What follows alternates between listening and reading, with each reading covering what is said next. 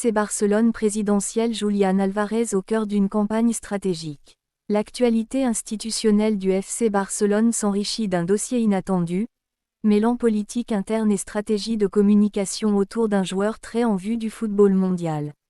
Selon des informations récentes, l'un des candidats à la présidence du club catalan aurait contacté l'entourage de Julián Álvarez dans le cadre de sa campagne électorale, dans le but d'utiliser le nom du joueur comme levier de visibilité et d'influence auprès des sociaux et du public.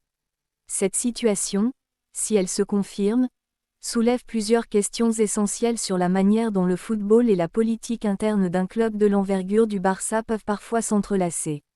Julián Álvarez, actuellement l'une des figures montantes du football international, est suivi avec attention par les plus grands clubs européens et possède déjà un capital médiatique et sportif considérable.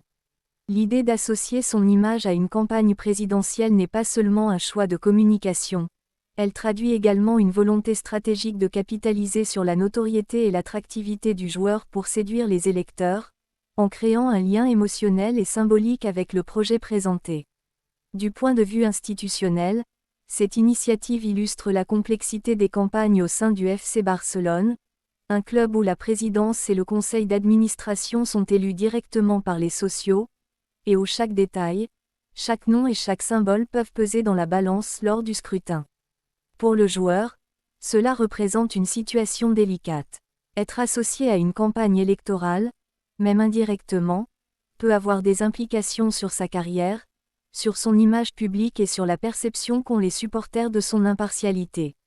Julián Álvarez, comme tout joueur professionnel de haut niveau, doit naviguer entre les exigences sportives, son contrat, ses engagements médiatiques et maintenant, potentiellement, les dynamiques politiques internes d'un des clubs les plus emblématiques du monde.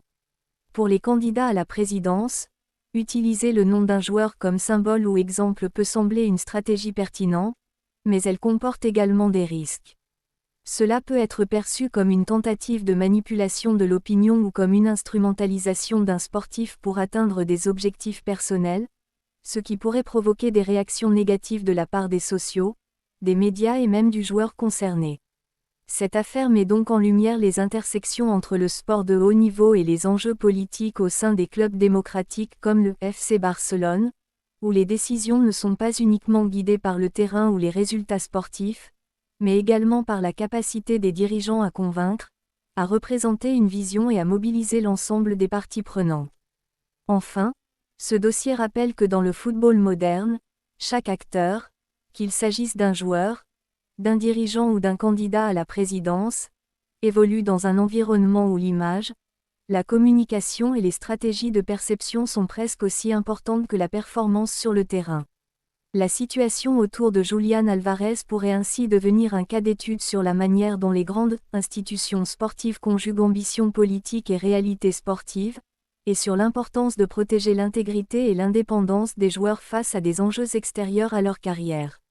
L'évolution de ce dossier sera suivie de près par tous les observateurs du FC Barcelone, et il pourrait influencer non seulement la campagne présidentielle en cours, mais également la perception du club sur la scène internationale.